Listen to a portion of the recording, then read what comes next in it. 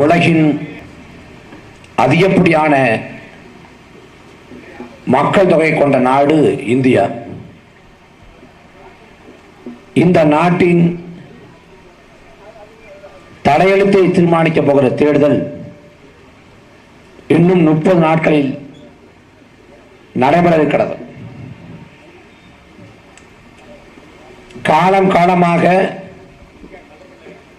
ஒவ்வொரு தேர்தலின் போதும் பொறுத்த நம்பிக்கை கொண்டு வாக்களை கொடுக்கிறோம்.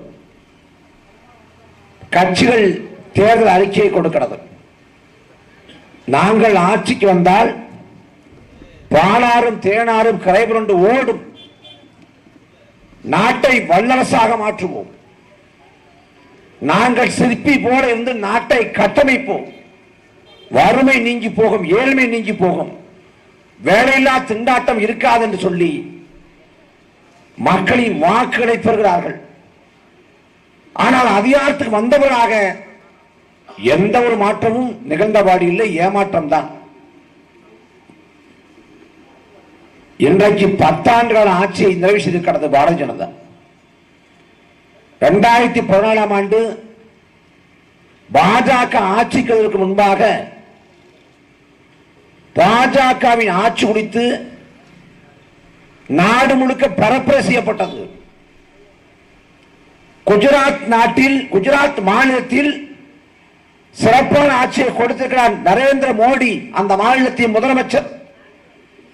அதே போல இந்தியா முழுக்க ஆட்சி அமைக்க வேண்டும் என்றால் நரேந்திர மோடியை பிரதமராக்க வேண்டும். இந்தியாவில் வளர்ச்சி பெற்ற மாநிலம் குஜராத் என்று பரப்புரை செய்தார்கள். ஆனால் உண்மை நிலை, குஜராத் மிகவும் பின்தங்கிய மாநிலம். அங்கு கல்வி, வேலைவாய்ப்பு, சுகாதாரம், உட்கட்டுமானம் எல்லாம் பின்தங்கிய நிலையில் இருக்கிறது. இன்றைக்கு வரை வறுமை காரணமாக, ஏழ்மை காரணமாக அடுத்தவனை விந்துவை வயிற்றுக்குள்ளே சுமந்து கருவாக வளர்த்தெடுத்து பிள்ளையாக பெற்றுக் கொடுக்கிற வாடகை தாய்மார்கள் அதிகம் வாழக்கூடிய நிலம் குஜராத். ஆனால் அந்த குஜராத்தை வளர்ச்சி பெற்ற மாநிலமாக கட்டமைத்து நாடு முழுக்க பரப்புரை செய்து 11 பொதுக்கூட்டங்களில் பேசி நரேந்திர மோடி வாக்கு சேகரித்தார். 60 ஆண்டு காலம் காங்கிரஸ் வாய்ப்பு கொடுத்தீர்கள், 60 மாதம் பாஜக வாய்ப்பு கொடுங்கள், நான் நாட்டை மாற்றி காண்பிக்கிறேன் என்று வாக்குறுதி கொடுத்தார். நாட்டு மக்கள் நம்பி துடைத்தார்கள், வாக்கையும் செலுத்தி துடைத்தார்கள். விளைவு இன்றைக்கு நாம் அனுபவித்துக் கொண்டிருக்கிறோம். 10 ஆண்டுகள கொடுங்கோல் ஆட்சியை கொடுத்தது காங்கிரஸ். பிரதமராக இருந்த மன்மோகன் சிங் எல்லா துறையிலும் ஊழல், எல்லா துறையிலும் ஊழல், எல்லா தரப்பு மக்களும் அதிருப்தி.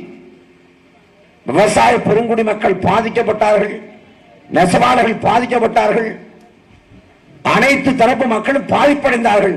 மிக மோசமான ஆட்சி காங்கிரஸ் ஆட்சி. அந்த காங்கிரஸ் ஆட்சியை பரவாயில்லைங்க நிலை தள்ளிவிட்டதுதான் பாஜகவோட சாதனை. இன்றைக்கு மறுபடியும் பாஜக ஆட்சி அமைக்கணும். நீங்க 10 ஆண்டு காலம் பார்த்ததெல்லாம் வெறும் ட்ரெய்லர் தான். மெயின் பிக்சரை இனிமேதான் பார்க்க போறீங்கன்னு நரேந்திர மோடி ஐயா சொல்றாங்க. 10 ஆண்டுக்கே தாக்கு பிடிக்க முடியல. இனி ஒரு 5 ஆண்டு காலம் ஆட்சியை கொடுத்தா, இனி ஒரு முறை பாஜக ஆட்சி அமைந்தால் இந்த நாட்டில் நடக்கிற கடைசி கூட தேர்தல் இருக்கும். அவ்வளவு பெரிய படு பாதகங்களை நாடு முழுக்க பாஜக செய்திருக்கிறது. அன்றைக்கு 2014 என்ன வாக்குறுதி கொடுத்தாங்க? பாரதிய ஜனதா ஆட்சிக்கு வந்தால் கருப்பணம் முற்றிலும் ஒழிக்கப்படும். இந்தியா முழுக்க இருக்கக்கூடிய பெரும்பெரும் பணக்காரர்கள் பதுக்கியும் ஒதுக்கியும் வைத்திருக்கிற கருப்பணத்தை மீட்டெடுத்து ஒவ்வொரு இந்திய குடிமையின் வங்கி கணக்கிலும் தலா 5 லட்சம் போடுவேன் சொன்னது நரேந்திர மோடி. நாடு முழுக்க பரப்பரசிதான். ஆனால் பாஜக ஆட்சி காலத்தை கருப்பணம் ஒழிக்கப்பட்டதா? லஞ்ச முறை இல்லாத நிர்வாகம் கொடுக்கப்பட்டதா? இல்லை. கருப்பணத்தை பதுக்கியும் ஒதுக்கியும் எவன் வைத்திருக்கிறானோ அவன் கொடுத்த காசில் தான் பாஜக நாடு முழுக்க சுற்றுப்படம் செஞ்சது, பரப்புரை செஞ்சது. இது சத்தியமான உண்மை. கருப்பணத்தை ஒழிக்கிறீன்னு சொன்னீங்களா ஐயா? எங்க கருப்பணத்தை ஒழிக்கணும் ஐயா மோடி கிட்ட கேட்டா ஐயா அமித்ஷா கிட்ட கேட்டா அவங்க சொல்றாங்க அது எலெக்ஷன் ஜூம்லா தேர்தலுக்காக சொல்லப்பட்ட தந்திரம், தனக்கே உரித்தான பாணியில் சுவைபட சொன்னோம், மற்றபடி கருப்பணத்தை ஒழிக்க முடியாது என்பது மக்களுக்கே தெரியுங்க.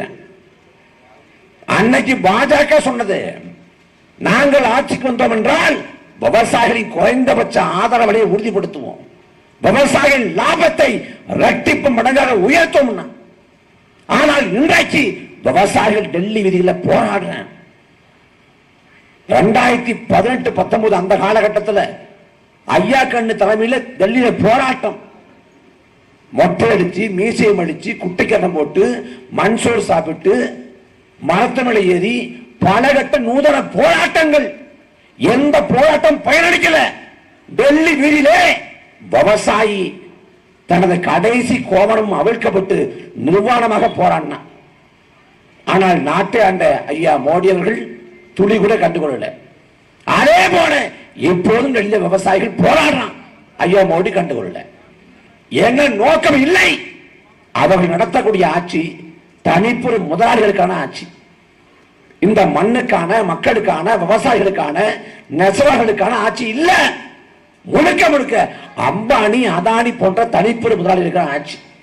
இந்த நாட்டில் கொண்டு வரப்படக்கூடிய சட்டங்கள் திட்டங்கள் எல்லாம் அதுக்காக தான் கொண்டு வரப்படுது. 10 ஆண்டுகள் ஆட்சியில் மோடி ஆட்சி சாதம் என்ன? ஒண்ணும் இல்லையே. 2014 வடச்சின்னாரு காங்கிரஸ் மீது இருந்த அதிர்ச்சியை பயன்படுத்தி கொண்டு நாங்க வந்தோம்னா வளர்ச்சியை நாடு எட்டுன்னு சொல்லி வாக்கேட்டாரு. 5 ஆண்டுகள் ஆட்சி 2019 வரைக்கும் முடிஞ்சிருச்சு. 2019 சமயத்தில் புல்வாமாங்கிற இடத்துல ஒரே ஒருத்தர் 350 வெடிமண்டோட வந்து வெடித்து சிதறி இறந்து போறான். அவன் மனித வெடிகுண்டு. அவனோடு சேர்ந்து 44 ராணுவ இறந்து போறான். அந்த சாவை இந்தியா முழுக்க அரசியலாக மாற்றியது பாரதிய ஜனதா. ராணுவர்களின் சாவை அரசியலாக மாற்றுங்கள், தேசபக்தி அலையாக உருமாற்றுங்கள் என்று உத்தரவு போட்டு அதை வைத்து 2019 ஆட்சி அதிகாரத்தை கைப்பற்றான். 2024 சரியா தேர்தல் நெருக்கத்தில் ராமர் கோயிலை திறந்துட்டான். ராமர் கோயிலை திறக்க சொல்லி நாட்டு மக்கள் போராடினார்களா? நாட்டு மக்கள் கோரிக்கை வைத்தார்களா?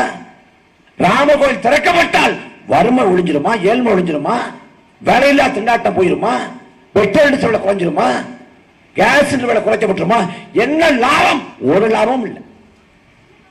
வளர்ச்சி என்று பேசி ஆச்சரியத்துக்கு வந்துவிட்டு அதற்கு பிரதாக செஞ்சதெல்லாம் மத வெறுப்பு நடவடிக்கைகள். கொரோனா நோய் தொற்று நாடு முழுக்க பரவி கொண்டிருக்கு. 2020 தொடக்கத்தில் உலகம் முழுக்க பரவுது. உலகத்தில் இருக்கக்கூடிய பல்வேறு நாடுகள் இந்த நோய் தொற்றை எவ்வாறு எதிர்கொள்வது? ஊரடங்கு போடப்பட்டால் சாமானிய மக்கள் என்ன செய்வார்கள்? அடித்தட்டு உழைக்கும் மக்கள் என்ன செய்வார்கள்? புலம்பெயர் தொழிலாளர்கள் என்ன செய்ய முடியும்? அவர்களின் வாழ்வாதாரத்துக்கான வாய்ப்பு என்ன? உலக நாடுகள் சிந்திக்கிறது, ஆலோசனை செய்து திட்டங்களை வகுக்குது. அதே சமயத்தில் இந்திய நாட்டில் இதே பாஜக, RSS, சங்பரி இயக்கங்கள்லாம் அவன் பரப்புரை பண்றான்.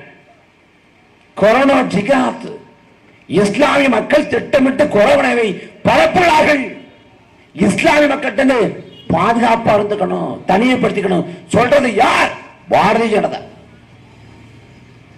நாட்டில் ஒரு பேராபத்து சூழ்ந்திருக்கக்கூடிய வேளையிலும் ஒரு பேரிட காலத்திலும் கூட மத வெறுப்பு பரப்புரைய கட்டவிழ்த்து விடுற.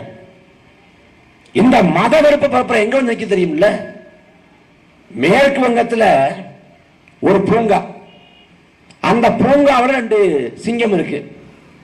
அந்த 2 சிங்கமும் சேரக்கூடாது அப்படின்னு பாஜகவோட பிரிவா இருக்கக்கூடிய, சங் பரிவாரோட பிரிவா இருக்கக்கூடிய விஸ்வ இந்து பரிஷத்து போய் நீதிமன்றத்தை வழக்கு போடுறேன். அந்த 2 சிங்கமும் சேர்ந்தா இவனுக்கு என்னடா பிரச்சனை கேட்டா, ஒரு சிங்கத்து பேர் வந்து சீதா, இன்னொரு சிங்கத்து பேர் அக்பர். அக்பரும் சீதாவும் சேரக்கூடாது, சீதா வந்து ராமோட தான் சேரணும். அக்பரோட சேர்ந்தா எங்க மனசு புண்பட்டுங்கிறேன். இதை போல வேடிக்கை கேலி குத்து ஏதாவது உண்ட? ராமர் கோயிலை திறந்துட்டான்.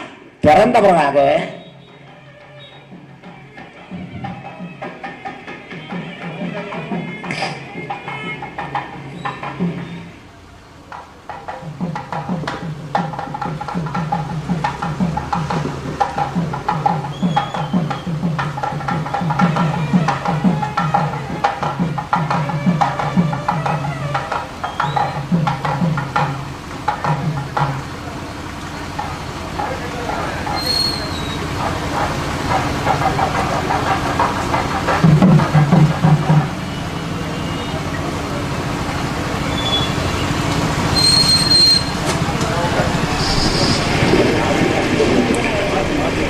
ராமர் கோயிலை திறந்துட்டான்.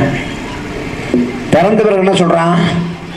மதியம் 12லிருந்து 1:30 வரைக்கும் ராமருக்கு ஓய்வு கொடுத்துடலாம். அவர் குழந்தை ராமர் ரொம்ப களைப்பா இருப்பாருங்க. இது எல்லாம் உலக நாடுகள் பார்த்தா எப்படி கணக்கிடுவான், நம்மளை எப்படி நினைப்பான்? ஐயா மோடி சொல்றாங்க தேசப்பற்று ஒவ்வொருத்தருக்கும் முக்கியம், தேசப்பற்ற வளர்த்து எடுக்கணுங்கிறாங்க. சரிங்க, தேசப்பற்ற எப்படி வளர்த்து எடுக்கிறதுன்னு கேட்டா, சுதந்திர நாளா வீட்டு வாசல்ல நீங்க இந்தியாவோட தேசிய கொடி ஏத்துங்க. குடியரசு நாளா இந்தியாவோட தேசிய கொடி ஏத்துங்க. சரிங்க, நாங்க இந்தியாவோட தேசிய கொடி ஏத்துறோம். நீங்க என்ன ஏத்த போறீங்க? நான் பெட்ரோல் விலை ஏத்துறேன், டீசல் விலை ஏத்துறேன், முடிஞ்சா கேஸ் விலையை ஏத்திடுறேன். நீங்க மூவர்ண கொடியை இந்தியாவோட தேசிய கொடி ஏத்துங்க. இதுக்கு பேர் என்ன? இதுதான் தேசப்பற்று. இதே பாரதிய ஜனதா 2016ஆம் ஆண்டு நவம்பர் 8ஆம் தேதி பணத்தை செல்லாது என்று அறிவித்தது. 500 ரூபாய் தாள் 1000 ரூபாய் தாள் செல்லாது. நான் கருப்பணத்தை ஒழிக்க போறேன். 50 நாட்கள் பொறுத்துக் கொள்ளுங்கள். 50 நாட்களுக்கு உள்ளாக கருப்பணத்தை ஒழித்து முடித்து விடுவேன். அப்படி கருப்பணத்தை ஒழித்து முடிக்காவிட்டால் என்னை பெட்ரோல் ஊற்றி குறைத்து விடுங்கள் சொன்னது நரேந்திர மோடி. நாட்டு மக்கள் கணக்கு போடுறான். 50 நாள்ல கருப்பணம் ஒளிஞ்சிடும். அப்படி ஒளியல்னா நாட்டை பிடிச்ச பீட ஒளிஞ்சிடும். எப்படி பார்த்தாலும் நாட்டுக்கு லாபம் தான் கணக்கு போட்டேன். 50 நாட்களுக்கு பிறகு கருப்பணம் ஒளியல. அதே சமயத்தில் நாட்டு மக்கள் 120 கோடி மக்களும் அல்லோலப்பட்டார்கள். கோடிக்கணக்கான மக்கள் வீதிக்கு வந்தார்கள். லட்சக்கணக்கான திருமணங்கள் நின்று போனது. லட்சக்கணக்கான பேரோட மருத்துவ சிகிச்சை முடங்கியது. சிறு குறு தொழில் பாதிக்கப்பட்டது. ஒட்டுமொத்த நாடும் சிக்கி திண்டாடியது. அவன் தொடக்கத்தை என்ன சொன்னா? கருப்பணத்தை ஒழிக்க போறேன். நான் கருப்பணத்தை ஒழிக்க போறேன்னா பழைய தாள் செல்ல ஆரம்பிச்சுட்டு புதிய தாளை கொண்டு வர போறேன். அப்ப பழைய தாளை கொடுத்துட்டு புதிய தாளை மாத்தணும். அப்படி பழைய தாளை கொடுத்து புதிய தாளை மாத்த பணக்கார முதலாளி கருப்பணம் வச்சுக்க முன் வர மாட்டான். அப்ப எப்படி பார்த்தாலும் ஒரு 4 லட்சம் கோடி 5 லட்சம் கோடி பணத்தை மாத்த ஆள் இல்லாம அனாமத்தா கிடக்கும். அந்த 4 லட்சம் கோடி 5 லட்சம் கோடி பணத்தை நாங்க ரிசர்வ் பேங்க் ஆஃப் இந்தியா பேசி கரெக்ட் பண்ணி வாங்கிறோம்னா, ஆனா என்னாச்சு? இவன் செல்லாது என்று அறிவித்த பணத்துல 99 விழுக்காடு பணம் வங்கிக்கு திரும்பி விட்டது. வங்கிக்கு வராத பணம் 14,000 கோடி. இவன் எதிர்பார்த்தது 5 லட்சம் கோடி 4 லட்சம் கோடி. வங்கிக்கு வராத பணம் 14,000 கோடி. ஆனா புதுசா 500 ரூபாய் தாள் 2000 ரூபாய் தாள் அச்சடிக்கான செலவு 21,000 கோடி. வரவு 14,000 கோடி, செலவு 21,000 கோடி. அப்ப இந்த திட்டத்துக்கு உள்ளேயே 7,000 கோடி நஷ்டம். வெள்ளி புட்டை உடைச்சு விளக்கமா தடுக்க கதையாகி போச்சு. ஆனால் சொல்லிட்டான் பண மதிப்பிழப்பு வெற்றி பெற்று விட்டது. பண மதிப்பிழப்பு வெற்றி பெற்று விட்டது என்றால் பணத்தை செல்லாது என்று அறிவித்தது சரியான திட்டம் என்றால் அந்த பண மதிப்பிழப்புக்கு பிறகு இந்த நாட்டு மக்களுக்கு கிடைச்ச நன்மை என்ன? என்ன நன்மை இருக்குது? இதே தியாகதுருவம் பக்கம் ஒரு கிராமம், புரியாமப்பட்டு நினைக்கிறேன், ஒரு கிராமம். அந்த கிராமத்துல லட்சுமின்னு ஒரு அம்மா வசிக்கிறாங்க. கணவர் இறந்து போடுறாரு. அவங்க தம்பி வீட்டோட அவங்க வசிக்கிறாங்க. அப்படி வசிக்கிற நேரத்தில் அவங்க நான் செத்து போன பிறகு நீங்க ஈம சடங்கு பண்றதுக்கெல்லாம் கவலைப்பட வேண்டாம், நானே அதுக்கு ஏற்பாடு பண்றேன் அப்படின்னு அம்மா சொல்லிட்டு இருக்கிறாங்க. திடீர்னு ஒரு நாள் பார்த்தா அந்த அம்மா இறந்து போயிடுது.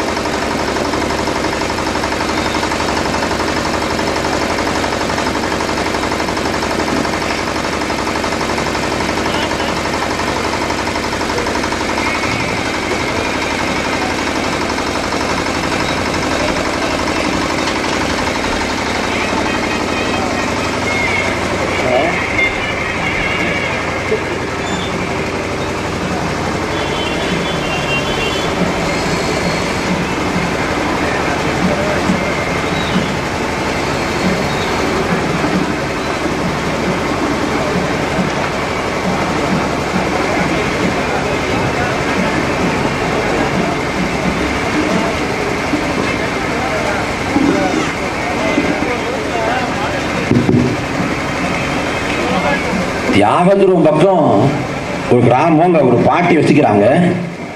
அந்த பாட்டியோட கணவர் இறந்து போயிடுறாங்க. தம்பி வீட்டில் வசிக்கிறாங்க. அவங்க நான் இறந்த பிறகு ஈமு சடங்கை பற்றியெல்லாம் கவலைப்பட வேண்டாம், நான் அதுக்கு ஏற்பாடு பண்றேன் அப்படின்னு சொல்றாங்க. அவங்க வீட்டார் பெருசா அதை பொருட்படுத்தல. கடைசியா ஒரு நாள் அந்த அம்மா இறந்து போயிடுது.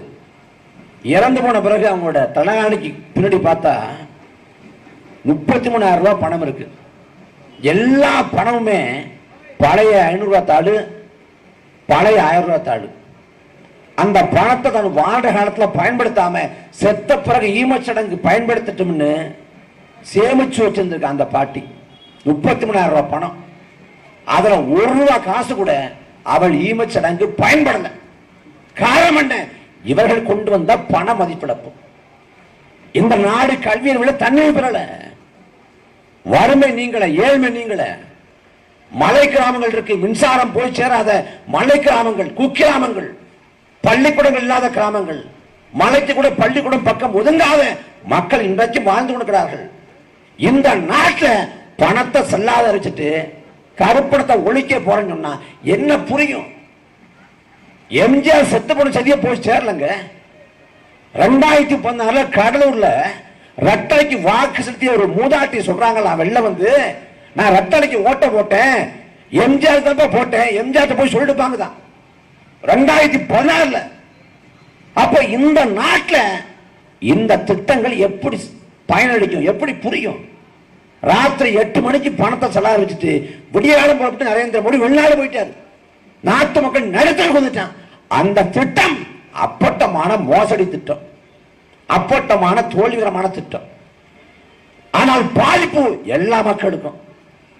ஆனால் நாட்டு மக்கள் மறந்து கடந்து போனார்கள். அதோட இந்தியாவின் பொருளாதாரம் அதாவது பதத்துக்கு போயிடுச்சு, மீள முடியல. கொஞ்ச நாள் கழிச்சு ஜிஎஸ்டி, சரக்கு மற்றும் சேவை வரி, ஒற்றை வரி விதிப்பு கொள்கை கொண்டு வந்தார். இது எதற்காக? யாரோட வசதிக்காக?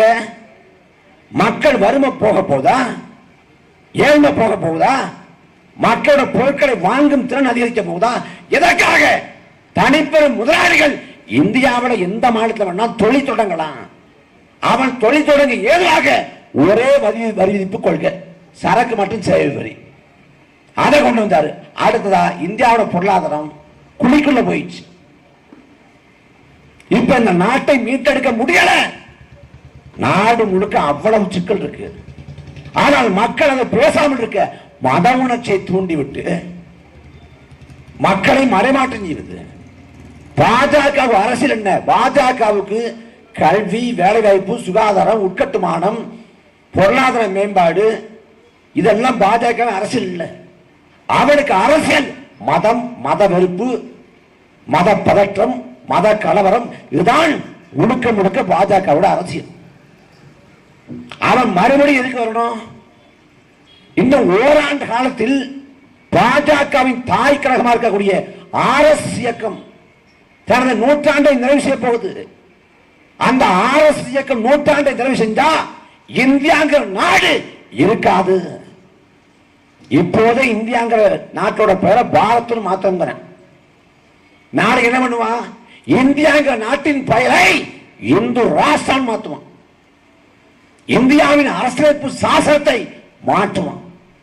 இந்தியாவின் அரசியலமைப்பு சாசனத்தை மாற்றிவிட்டால் அண்ணல் அம்பேத்கர் போன்ற மாமேதைகள் போராடி பெற்று தந்த குறைந்தபட்ச உரிமையும் பறிபோகும். ஒரு கொடுமை நடக்குது, அநியாயம் நடக்குது, உன்னால தட்டி கேட்க முடியல, உனக்கு இருக்கக்கூடிய ஒரே வாய்ப்பு நீதிமன்றம். கீழமை நீதிமன்றம், உயர் நீதிமன்றம், உச்ச நீதிமன்றம்.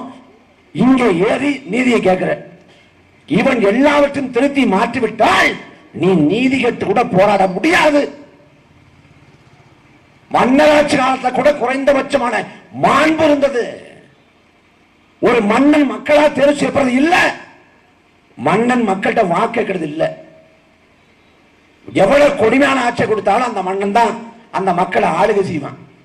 அதுக்கு பிறகு அவன் மகன், அதுக்கு பிறகு அவன் மகன், வாழையடி வாழையாக தலைமுறை தலைமுறையாக ஒரே குடும்பம் ஆதிக்கம் செய்யும். இது மன்னராட்சி. அந்த மன்னராட்சி காலத்தில் கூட மன்னர்கள் நகர்வலம் வந்தான் மக்களின் குறை கேட்க. மாறு வேஷம் போட்டுக்கிட்டு மக்களோட மக்களா உழவுனா, மக்கள் என்ன பேசுறான், மக்கள் என்ன நினைக்கிறான், மக்களின் குறை என்ன, நிறை என்ன, மக்களுக்கு எது செய்து கொடுத்தா சரியா இருக்கும்னு மன்னராட்சி காலத்திலும் கூட மன்னர்கள் கேட்டார்கள். ஆனா மக்களாட்சி காலத்தில் இந்த ஆட்சியாளர் பெருமக்கள் தேர்தல் வந்தாதான் மக்கள்கிட்ட வர்றேன். அன்னைக்கு கோவலனும் கண்ணகியும் வாழ்றாங்க. அந்த சமயத்துல கோவலன் அவன் திருடன் சொல்லிட்டு பாண்டிய நெடுஞ்செழிய தவறாத்த சொல்லிடுறாரு. பாண்டிய நெடுஞ்செழிய மாமன்னன், அந்த மாமன்னனின் அரசவைக்குள்ளே புகழ்ந்து கண்ணகி பெருமாட்டி நீதி கேட்கிறான். என் கணவனா திருட தவறாக நீதி சொல்லிவிட்டாயின்னு ஒரு மன்னனை பார்த்து ஒரு சாதாரண குடிமகன் கேள்வி கேட்கிற, நான் நீதி தவறிவிட்டேனா தாயே என்று அடுத்த நொடியே நீதி தருவதற்காக உயிரை துறந்தான் ஒரு மன்னன். மன்னன் நினைச்சா எத்தனை பேர் வேணாலும் கொள்ளலாம், யாரோடு வேண்டுமானாலும் போர் செய்யலாம், யாரை வேணாலும் நாடு கடத்தலாம். ஆனாலும் அரசியல் பிழைத்தாருக்கு அறமே கூட்டாகுங்கிற அந்த கூற்றை ஏந்தினதால நீதி தவறி வாழ மாட்டேன் என்று உயிரை துறந்தான் மன்னன். நாம் படிக்கிறோம். ஆனால் மக்களாட்சி காலத்தில் நாம் வரி செலுத்தி வாக்கு செலுத்தி நாம் தேர்ந்தெடுத்த ஆட்சி அதிகாரம், அந்த ஆட்சி அதிகாரம் நம்மளை சுட்டுக் கொள்கிறது. தூத்துக்குடி 15 பேர் சுட்டுக் கொண்டான். யாரு? எடப்பாடி பழனிசாமி அவரோட அரசு மண்ணின் மக்களை சுட்டுக் கொள்ளுது.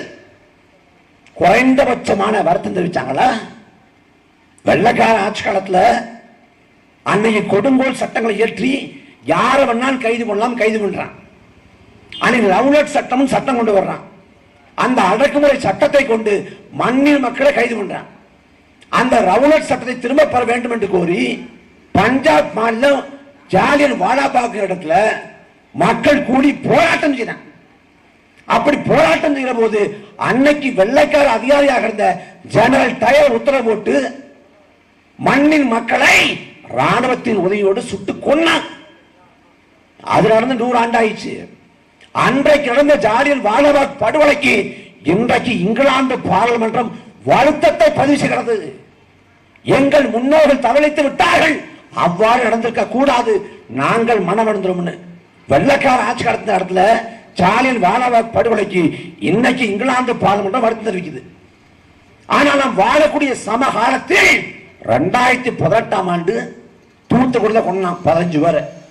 குறைந்தபட்சமான ஒரு வருத்தம், மன்னிப்பு தமிழ்நாட்டை ஆண்ட எடப்பாடி பழனிசாமி, மத்தியில் ஆண்ட நரேந்திர மோடி யாராவது கேட்டாங்களா? இல்லை, ஒருபோதும் கேட்க மாட்டார்கள். ஏன்னா இந்த ஆட்சி அதிகாரம் நமக்கானது இல்லை. பாண்டிய மன்னன் எப்படி நீதியை நிலைநாட்டினாலோ அதே போல இன்னொரு பாட்டன் தான் மனுநீதி சோழன். மனுநீதி சோழனோட மகன் தேர்காலில் கண்டுகுட்டி ஏற்றி கொண்டாடுறான். கண்ணுக்குட்டியை கொண்டாடுறான், அவ்வளவுதான். ஒரு இளவரசன் கண்டுகுட்டியை கொண்டு விட்டான். அதே இளவரசனை தேர்காலி ஏத்து கொண்டான் மனுநீதி சோழங்கிற மன்னன். ஒரு பசுமாட்டுக்கு நீதி கிடைத்தது மன்னராட்சி காலத்தில். ஆனால் நாம் வாழக்கூடிய சமகாலத்தில் உத்தரப்பிரதேச மாநிலத்தில் மத்திய அமைச்சரின் மகன் விவசாயியை கார் ஏற்றி கொள்றான்.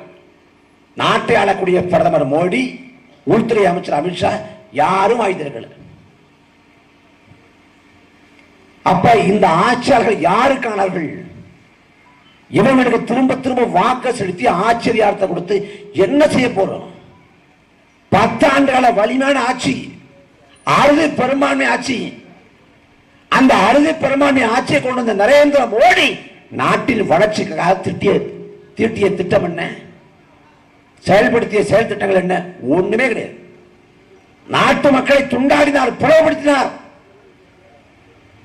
இப்ப கடைசி தேர்தல் நெருக்கத்தில் குடியுரிமை சட்ட திருத்தம் கொண்டு வர்றார். குடியுரிமை சட்ட திருத்தம் பாகிஸ்தான், பங்களாதேஷ், ஆப்கானிஸ்தான் இந்த 3 நாடுகள் வெளில வரக்கூடிய இஸ்லாமிய அல்லாதாருக்கு குடியுரிமை, முஸ்லீமுக்கு குடியுரிமை கிடையாது. இதுதான் சட்டம் சொல்றது. இந்த சிஏ நாடு முழுக்க அமலாக்கம் செய்தார். இந்தியாவில் அரசியல் சாசனம் 16ல் 1 சொல்லுது, சாதி மதம் என இதன் பொருட்டும் எந்தவித பாரபட்சமும் பாகுபாடும் காட்டக்கூடாதுன்னு. ஆனா இந்தியாவில் யார் குடிமகன் என்கிற அளவினுடைய சாதியை வச்சு மதத்தை வச்சு கொண்டு போற போல ஐயா மோடி திருத்தத்தை பண்றாங்க, மதத்தை அளவிடா கொண்டு. இப்ப இதோட நிக்க போறதில்லை, சிஏவோட நிக்க போறதில்லை. நாளைக்கு என்ஆர்சி கொண்டு வருவான், தேசிய குடிமக்கள் பதிவேடு. தேசிய குடிமக்கள் பதிவேடு என்றால் நாடு முழுக்க வசிக்கக்கூடிய மக்கள் தங்கள் குடியுரிமை நிரூபிக்கணும். தக்க சான்று கொடுத்து ஆவணம் கொடுத்து நான் இந்த நாட்டின் பூர்வ குடிமகன் நிரூபிக்கணும். குடியுரிமை நிரூபிக்க முடியவில்லை என்றால் உங்கள் குடியுரிமை பறிக்கப்பட்டு சொந்த நாட்டிலே அகதிகளாக மாற்றப்படுவீர்கள். அதற்கு பிறகு சிறப்பு முகாமில் அடைக்கப்பட்டு சொந்த நாட்டிலே அகதி வாழ்க்கை வாழ வேண்டிய நிலைக்கு தள்ளப்படுவீர்கள். இதுல திருத்தப்பட்ட சட்டத்தின்படி முஸ்லிம்களுக்கு குடியுரிமை கிடைச்சிடும். ஆனா முஸ்லிம் அல்லாத மக்களுக்கு குடியுரிமை கிடைக்காது. முஸ்லிம் அல்லாத மக்கள் குடியுரிமை கிடைச்சிடும்.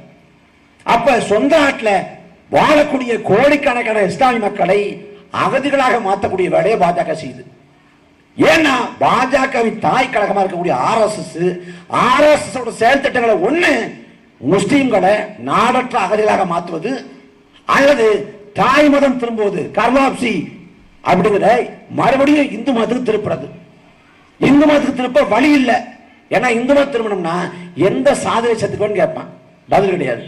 அப்ப முஸ்லீமை வச்சு அவனை 2ஆம் தர 3ஆம் தர குடிமக்களாக மாற்றணும். அதான் பாஜக திட்டம். அதன் வச்சு நாடு போய் கொண்டிருக்கு. அடுத்ததாக இந்தியா முழுக்க பொது சிவில் சட்டம் கொண்டு வர போறேன். பொது சிவில் சட்டம் என்றால் கொலையோ கொள்ளையோ எந்த குற்றம் செஞ்சாலும் எந்த மாத்துக்காரருக்கும் ஒரே தண்டனை தான், ஒரே சட்டம் தான்.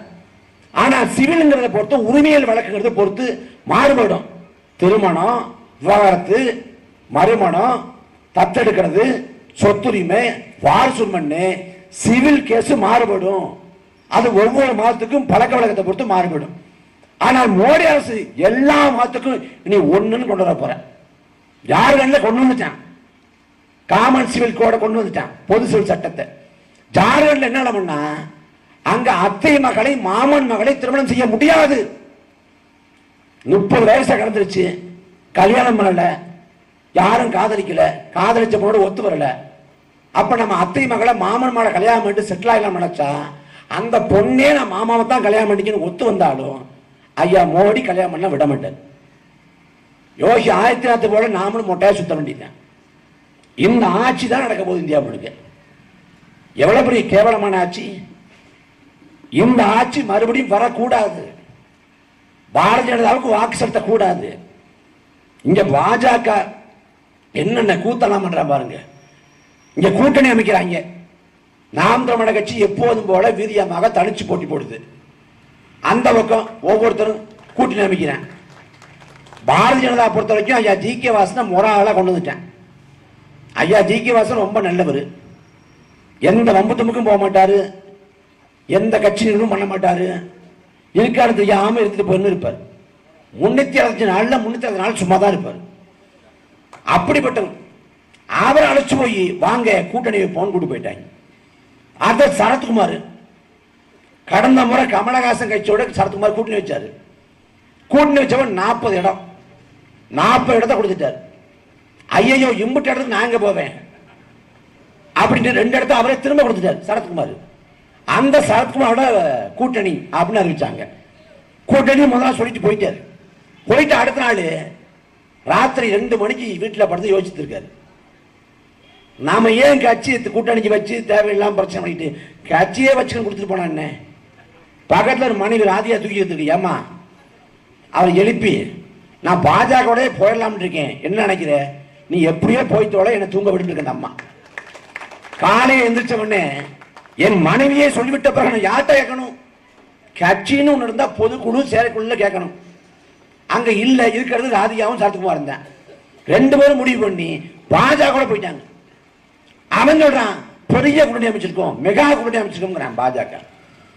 அந்த பக்கம் அதிமுக என்ன பண்ண தெரியல. மன்சூர் கட்சி பிறப்பா அறிவிக்கிறாரு.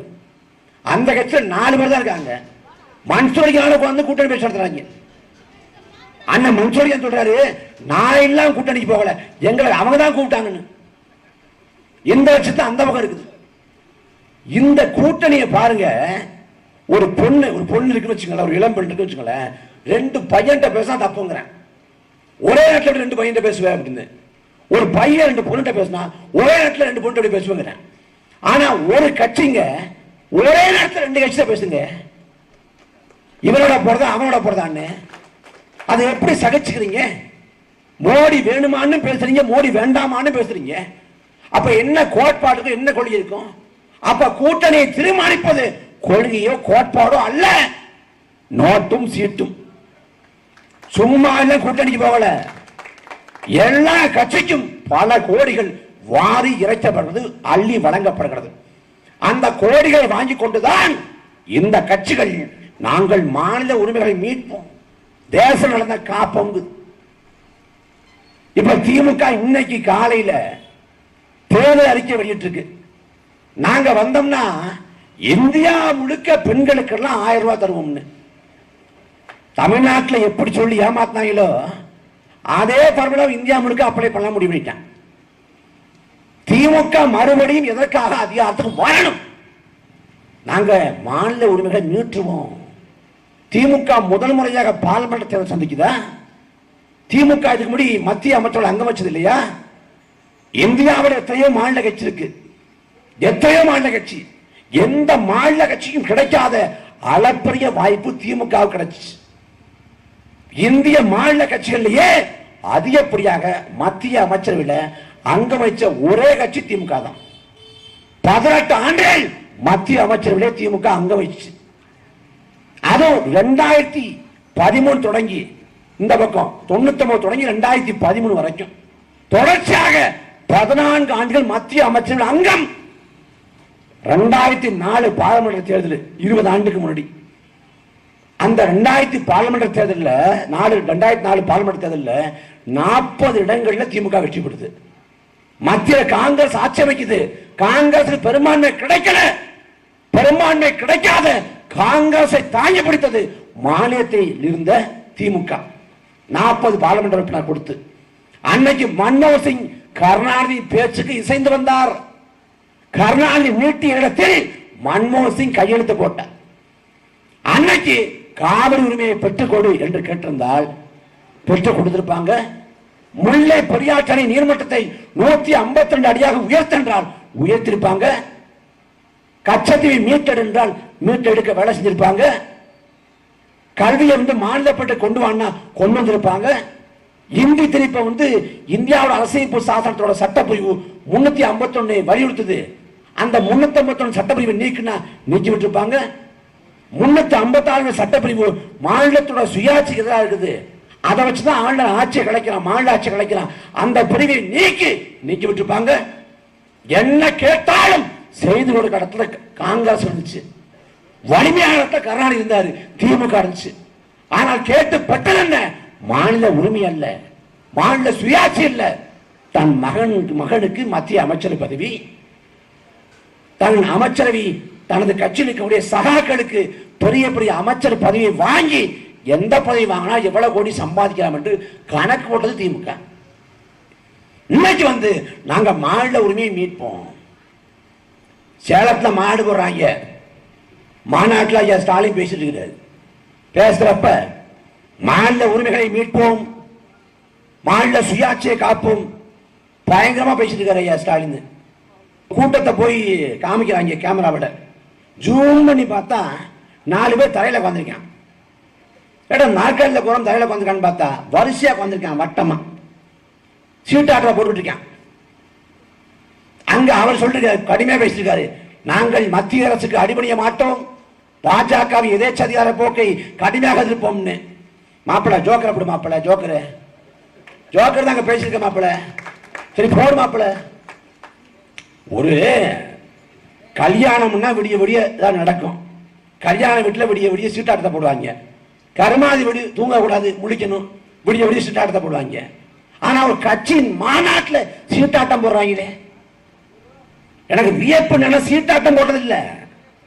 திமுகவோட மாநாட்டுக்கு போனா சீட்டு விளையாடலான்னு தொலைநோக்கு பார்வையோடு அலசி ஆராய்ந்து உணர்ந்து சீட்டு கட்ட தேடி பிடிச்சி பத்திரம் வாங்கிட்டு அவன் கொண்டு வந்து பாருங்க. ஒருத்தர் மாட்டான், பல மாநாட்டில் போட்டிருப்பான். அங்க போய் மாநில உரிமையை மீட்போம்னா இங்க திமுக என்ன பண்றான்? சமைக்கிறதுக்காக வச்சிருந்த அரிசி பருப்பு தூக்குறான் ஒருத்தன், உப்பை தூக்குறான் ஒருத்தன், எண்ணெய் எடுத்து பாட்டில் ஊத்துறான் ஒருத்தன், காய்கறி தூக்குறான் ஒருத்தன்.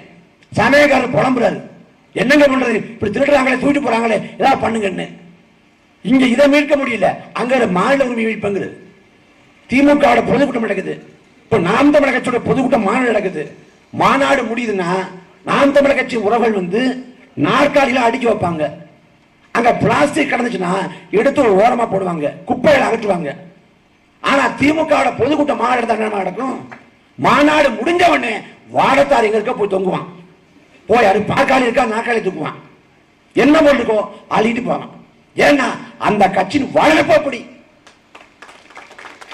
எந்த கோட்பாடும் எந்த கொலையும் இல்லை திமுகவுக்கு. நல்லா பேசுவான், பயங்கரமா பேசுவான், நாங்கள் வந்தால் அதை செய்வோம் இதை செய்வோம். கடந்த காலத்தில் என்ன பண்ண? பாஜக எதிர்ப்போம், பாஜக புதுசாக்க போறியா? 98ஆம் ஆண்டு அதிமுக பாஜக கூட்டணி வச்சது, வச்ச காலத்தை திமுக விமர்சனம் பண்ணுச்சு, பாஜக ஏற்க முடியாது. அம்மையார் ஜெயலலிதா வந்து பாஜக போனது துரோகம் பேசுச்சு.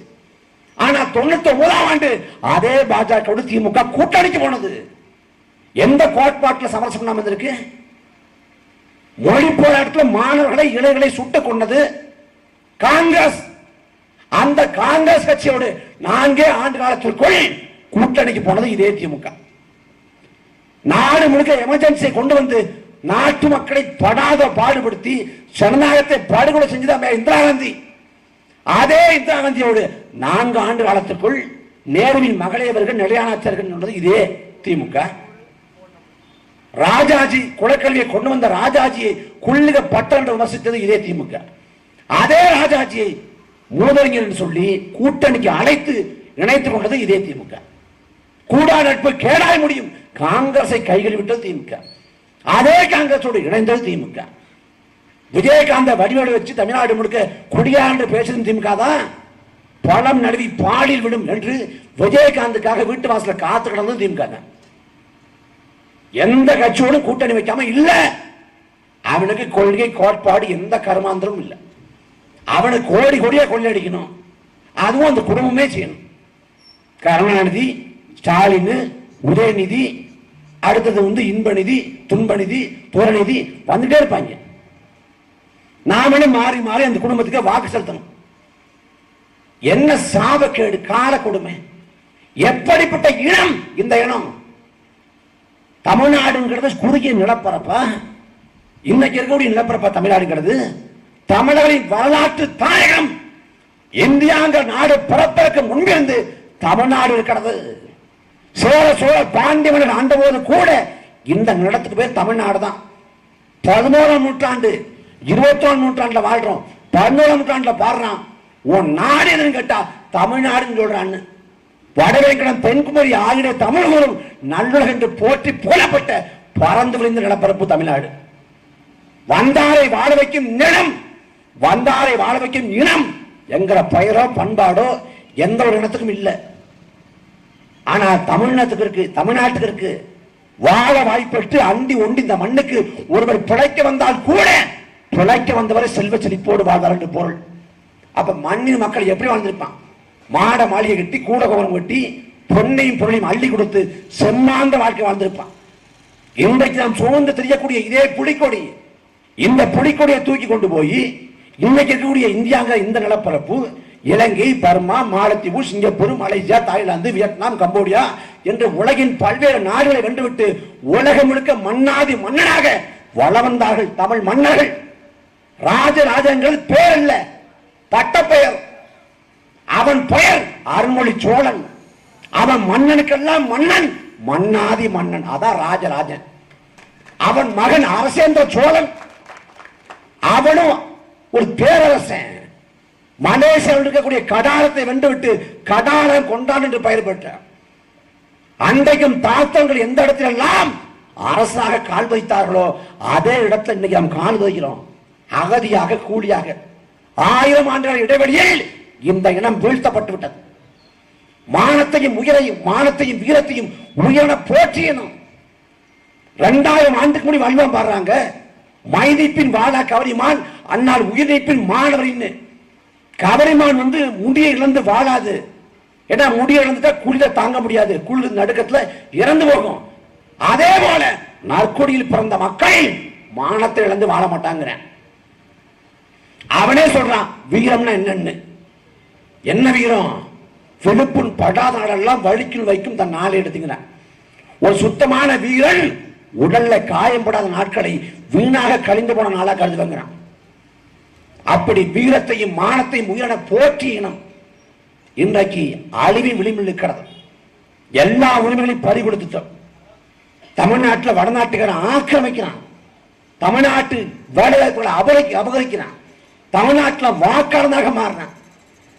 தமிழ்நாட்டில் இந்திக்காரன் வாக்காளராக மாறி போனால் தமிழ்நாட்டின் அரசியல் சூழல் மாறி போகும். ஏன்னா அவனுக்கு ஒண்ணும் தெரியாது, இங்க இருக்கக்கூடிய மாநில கட்சியாக தெரியாது. அவனுக்கு தெரிஞ்ச கூட மோடி வாயில பான்பராக்கு போட்டு மோடிக்கு போட்டுருவான், கதை முடிஞ்சிடும். ஐயா மோடி 2019 நாடாளுமன்ற தேர்தல் சமயத்தில் அவர் சொன்னாரு, என்ன வந்து நீங்க பிரதமர் சொல்லாதீங்க, பிரதமர் சொல்லக்கூடாது, நான் வந்து உங்க பாதுகாவனை, எனக்கு பேரு ஜவுகிதா, இனிமே ஜவுகிதார் மோடி தான் அழைக்கணும். 2019 தேர்தல் நெருக்கத்தில் தேர்தல் முடிஞ்சவனே ஜவுகிதார் போயிட்டாரு. இப்ப தேர்தல் வருது, நீங்க வந்து என்ன கேட்கறாங்க, உனக்கு குடும்பம் இருக்கா, பிள்ளை குட்டி இருக்கான்னு கேட்கறாங்க. எனக்கு குடும்பம்னா நாடே குடும்பம் தான், மோடிக்கு பரிவார், இது மோடியின் குடும்பம். ஒவ்வொருத்தர் குடும்பம் இடத்துல பெட்ரோல் டீசல் விளையாடுறப்ப கஷ்டப்படுறான், கேஸ் சிலிண்டர் விளையாடுறப்ப கஷ்டப்படுறான். ஆனா மோடி குடும்பம் முடிய மோடி ஐயா என்ன கஷ்டப்படுறாங்க? அப்ப தேர்தல் காலத்தில் எதையாவது சொல்லி நாடகம் போடுறது. அந்த பக்கம் அதிமுக கிளம்பி விடுது. நாங்க பழைய முறையா இல்ல, நாங்க பாஜகவோட ஒட்டுல இல்ல, உறவுல இல்ல, பாஜக நாங்க பிறக்கப்படிட்டோம். விவகாரத்தை ஆயிடுச்சு. நாதஸ் திருந்திச்சான். யாரா சொன்னா? நாதஸே சொன்னா என்பது போல அதிமுக திருந்திச்சான். அவன் யோகிய வசம் போட்டு வர்றான். ஏன்? தேர்தல் வருது. தேர்தல் வந்தா எல்லாருமே மனித புனிதர் வேடம் விட்டு வருவேன். ஐயா பொன்முடி அவரோட மகன் போட்டிடுறாரு. இந்த சொத்துப்பு வழக்கிலிருந்து விடுபட்டாருங்கிறான். ஐயா வந்து ஒரு சொத்துப்பு வழக்கு வச்சுல, 2 சொத்துப்பு வழக்கு. ஒண்ணுல வந்து தப்பிச்சு கொஞ்சம் இருக்காரு, இன்னொரு சொத்துப்பு வழக்கு வந்துகிட்டு இருக்கு. அவர் நீதிமன்றத்தை போறப்ப நான் எந்த தப்பும் பண்ணல, நான் இந்த ஊழல் லஞ்சம்லாம் எதுவும் பண்ணல, நான் வந்து கொள்ளையடிக்கல, ஆனா தண்டனை மட்டும் குறைச்சு கொடுத்துருங்க. என்னால உடம்பு தெரியல, என்னால பேச முடியாது மேடம், இது அங்க. ஆனா வீதியில போறாரு, உதயனா வாழ்க, உதயா வாழ்க, சில்லு சில்லு சில்லுன்னு போறாரு. 80 வயசுங்க அவர்கள்லாம். மக்களை அணுகிறப்ப ஒரு பக்குவம் வேண்டி இல்லையா? மக்கள் அணுகிறப்ப எனக்கா நீ ஓட்டு போட்ட? அவ்வளவு அதிகாரத்துவம், பண்ணையார மனப்பான்மை. அந்த பக்கம் ஐயா ஸ்டாலின் அவர் குடும்பம், உதயநிதி, இங்க பொன்முடி அவர் குடும்பம், அந்த பக்கம் கே நேரு அவர் குடும்பம், அவர் பிள்ளை.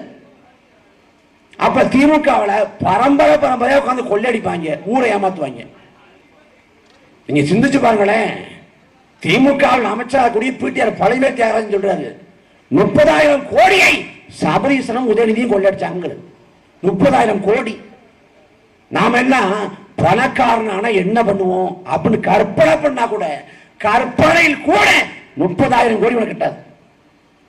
வறுமையில பிறந்து வறுமையில வாழ்ந்து வறுமையில செத்து போற, குடிசையில பிறந்து குடிசையில செத்து போற, நல்ல உணவு கிடையாது, நல்ல உணவாக போய் உணவகத்தில் வாங்கி சாப்பிட்டது கிடையாது, விலைப்பட்டியல பார்க்காம சாப்பாடு வாங்கினதே இல்லை, கடைசி வரைக்கும் வாயை கட்டி வயத்தை கட்டி வெம்பாடுபட்டு வாழ்ற.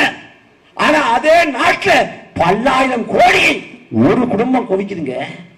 கருணாநிதி குடும்பம், கருணாநிதி ஆளணும், ஸ்டாலின் ஆளணும், உதயநிதி ஆளணும், தமிழ்நாட்டை பட்டா போட்டு கொடுத்திருக்க. என்ன கொடுமை இதெல்லாம்!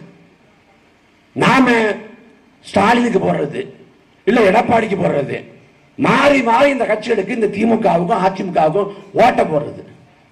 நாம ரத்தடைக்க உதயசூருக்கு ஓட்டு போடுற வரை வாழ்க்கையில எந்த ஒரு மாற்றம் உருவாகாது. நாம் மாறணும். நாம் மாறாவிட்டால் நாடு மாறாது.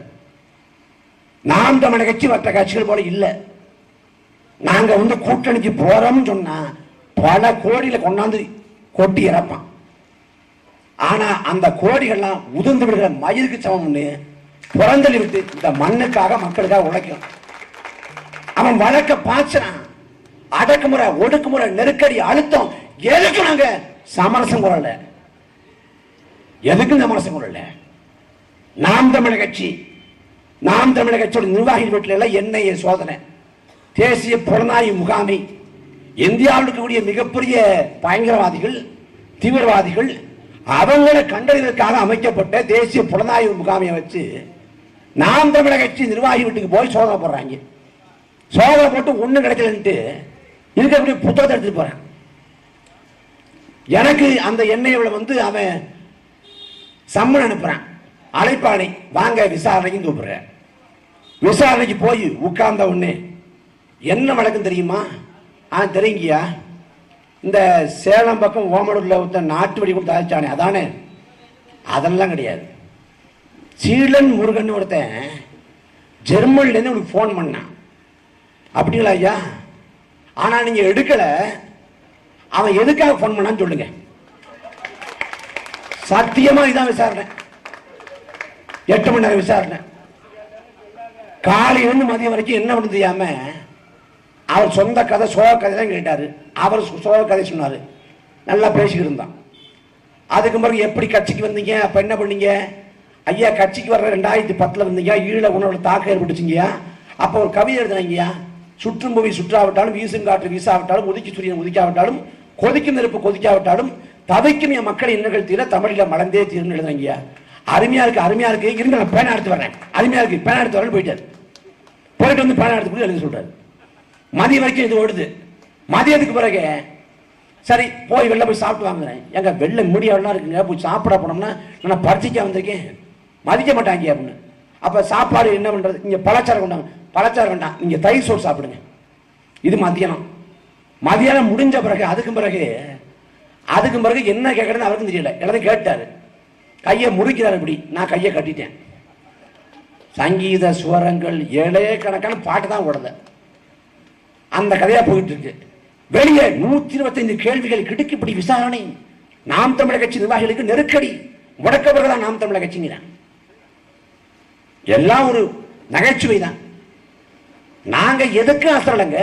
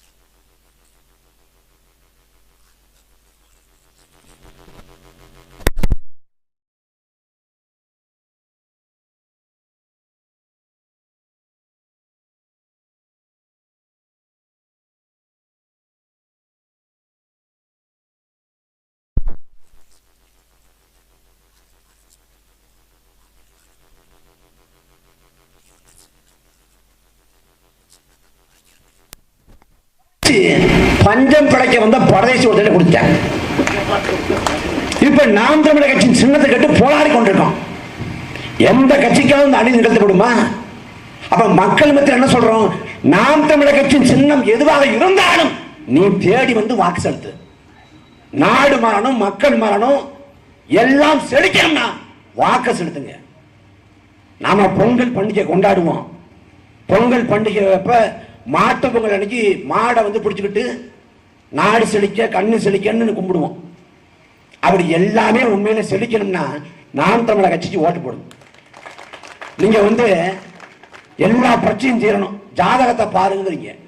மேல மோடி கீழே ஸ்டாலின் இருக்க வரைக்கும் எந்த ஜாதகத்தை பார்த்தும் இந்த பயனும் இல்லை. சனி உச்சத்துல இருக்கு. 7.5 சனி தான் பரவாயில்ல, 7 மாசத்துல 7 ஆண்டுல போயிடுங்கிறேன். இது 10 ஆண்டுகள் சனி, 15 ஆண்டுகள் சனியா இருக்கும் போல இருக்கு. தமிழ்நாட்டில் சுக்கரம் உட்கார்ந்து சுத்திக்கிட்டு இருக்குது. அப்ப நீங்க போய் நான் காரைக்காலில் போய் சனி பகவானுக்கு போய் நான் நெய் விளக்கு போட போறேன், நான் சிக்கல்ல போய் சிங்கார விளக்கு போய் மாவிளக்கு போட போறேன், என்ன போட்டு பயன்ல. நீங்க போட வேண்டியது ஒரு ஓட்டு. நாம் தமிழர் கட்சிக்கு செலுத்தணும். நீங்க செலுத்தினா மட்டும்தான் மாறும். நாங்கள் உங்களை போலவே வறுமை பின்புலத்தில், ஏழ்மை பின்புலத்தில், விவசாய குடும்பத்தில், அன்றாடங்காட்சி குடும்பத்தில் உங்களை போலவே அரசு பிறந்த பயணம் பண்ணி கல்வி கடன் வாங்கி படிச்சு நடுத்தர குடும்பத்தில் ஒரு வீடு கட்ட முடியாதா, அக்கா தங்கச்சி கட்டி கொடுத்துட முடியாதாங்கிற பின்புலத்தில் சாதாரணமாக வந்த பிள்ளைகள், சாதாரண அந்த பிள்ளைகள், எந்த பின்புலமும் இல்லை. எங்களுக்கு ஆன்ம பலம் இருக்கு. இந்த மண்ணை மக்களை காக்கக்கூடிய எண்ணம் இருக்கு. நிக்கிறோம். எந்த உரிமை நமக்கு இருக்கு? மீன் பிடிக்க போற ராமநாதபுரத்துல மீன் பிடிக்க போனா அங்க நடுக்கிறத வச்சு அடிக்கிறான், உதைக்கிறான். நாகபுரத்தை மீன் பிடிக்க போனா அங்க அடிக்கிறான், உதைக்கிறான். ஆந்திர காட்டுக்கு கூலிக்கு மரவெட்ட போறான். கூலிக்கு மரவெட்ட போன கூலி தொழிலாளர்களை சம்மளக்கட்டை கடத்த வந்த கடத்தக்காரன் பழி சுமத்தி காக்கை குழியை சுடுது போல 20 பேர் சுட்டுக் கொள்ளுது சந்திராம் நாடு அரசோட காவல்துறை, ஒரு மாநில அரசு. ஏன்னா 20 தமிழ்ல சுட்டு கொலை செஞ்சாலும் தமிழ்நாட்டில் எந்த தாக்கத்தையும் ஏற்படுத்தாதுன்னு நினைக்கிறேன். அதான் பிரச்சனை, அதான் காரணம். தூத்துக்குடியில் 15 பேரை கொண்டான், கொண்டு கடந்து போயிட்டான், மறந்து போயிட்டான். அதிமுக அரசு 15 பேரை கொன்றது. நாங்க வந்தா குற்றவாளிகளை கூண்டில் ஏற்றுவோம், அந்த மரணத்துக்கான நீதியை பெற்றுத்தரும் என்று முழங்கிய திமுக இதுவரை எவன் மக்களை கொண்டானோ அவனை கைது பண்ணல. இதுவரைக்கும் கைது பண்ணுங்க. கொலை பண்ணது எடப்பாடி பழனிசாமிங்க. ஸ்டாலின் எதுக்காக காப்பாத்தாரு? ஏன் காப்பாத்தாரு? ஏன்னா எல்லாமே அப்படிதான். நமக்கு என்னங்கிற புரிதல் வரணும். ஒரு நாட்டோட எதிர்காலம் இளைய தலைமுறை, ஒரு நாட்டோட எதிர்காலம். ஐயா அப்துல் கலாமா அதான் சொன்னாரு, ஐயா விவேகானந்தர் அதான் சொன்னாரு. ஆனா இந்த நாட்டோட எதிர்கால தலைமுறை எதை நோக்கி போய்கொண்டு கிடந்தது யோசிச்சு பாருங்க. ஒரு திரைப்படம் விடிய காலம் 4 மணிக்கு ஆச்சு, முதல் ராத்திரி 12 மணிக்கே போய் நிக்கிறான் திரையரங்க வாசல்ல. பள்ளிக்கு கல்லூரிக்கு வேலைக்கு விடுப்பை போட்டு விட்டு திரைப்படத்தை பார்க்கிறேன். அதே போல கிரிக்கெட் போட்டி நடக்குது, ஒரு நாள் முழுக்க உட்கார்ந்து பார்க்கிறேன் விடுப்பை போட்டுட்டு. ஐபிஎல் போட்டியா விடிய விடிய உட்கார்ந்து பார்க்கிறேன். ஆனால் நாம் வாக்கு செலுத்திய சட்டமன்ற உறுப்பினர் எம்எல்ஏ நமக்காக சட்டமன்றத்தில் பேசுறானா பார்த்திருக்கியா? பார்க்கறது இல்லை. நாம் வாக்கு செலுத்திய பாராளுமன்ற உறுப்பினர் நமக்காக குரல் எழுப்புறானா, தொகுதிக்கு ஏதாவது மேம்பாட்டு திட்டம் கொண்டு வரானா பார்க்கறியா? பார்க்கறது இல்ல. விஜய் படம் வருது, விஜய் பொறுத்தவரை பட்ஜெட் எவ்வளவு, வசூல் எவ்வளவு, வசூல் கொண்டாந்து வா வீட்டில் வைக்கிறது மாதிரி நீ வசூல் ஆர்வமா கேட்ப. அஜித் படத்தோட அப்டேட் எப்போ வரும்? படத்தோட அப்டேட் கேட்கிற. ஆனா மத்திய அரசு மாநில அரசு சட்டம் கொண்டு வருது, திட்டம் கொண்டு வருது. இந்த சட்டத்தின் சாதகம் என்ன, பாதகம் என்ன, நிறை என்ன, குறை என்ன, அப்டேட் கொடுங்க. கேட்டிருக்கியா? கேட்டிருக்கியா? அஜித் படம் 200 கோடியா, விஜய்க்கு சம்பளம் 150 கோடியா கேட்கிற. ஆனா பட்ஜெட் போடுறான், மாநில அரசு பட்ஜெட் போடுறான், மத்திய அரசு பட்ஜெட் போடுறான். பட்ஜெட் போடுறப்ப கல்விக்கு எவ்வளவு கொடுத்திருக்கான், மருத்துவத்துக்கு எவ்வளவு கொடுத்திருக்கான், நதிநீருக்கு நதிகளுக்கு என்ன கொடுத்திருக்கான், என்றைக்காவது பட்ஜெட்டை படிச்சிருக்கியா? கேட்டிருக்கியா? கேட்கறது இல்லை. உனக்கு அதை பத்தி எந்த கவலையும் இல்லை. எடப்பாடி பழனிசாமி 2021 பரப்புரைக்கு போறாருங்க. பரப்புரைக்கு போறப்ப ஐயா எடப்பாடி பழனிசாமி நோக்கி ஒரு இளைஞன் கேள்வி கேட்கிறான். என்ன கேட்டான்? தூத்துக்குள்ள அநியாயமா 15 பேரை கொண்டுட்டீங்களே, இது நியாயமா? கேட்கல. நீட் தேர்வாக தங்கச்சி அனிதா போன்ற பச்சிலம் பிள்ளைகள் சாக காரணமா அமைச்சிட்டீங்களே, நியாயமா? கேட்கல. பொள்ளாச்சியில் பல நூற்றுக்கணக்கான பெண்கள் பாலியல் வன்கொடுமைக்கு உள்ளாக்கப்பட்ட போது அந்த அநீதிக்கு துணை போயிட்டீங்களே, கேட்டானா? கேட்கல.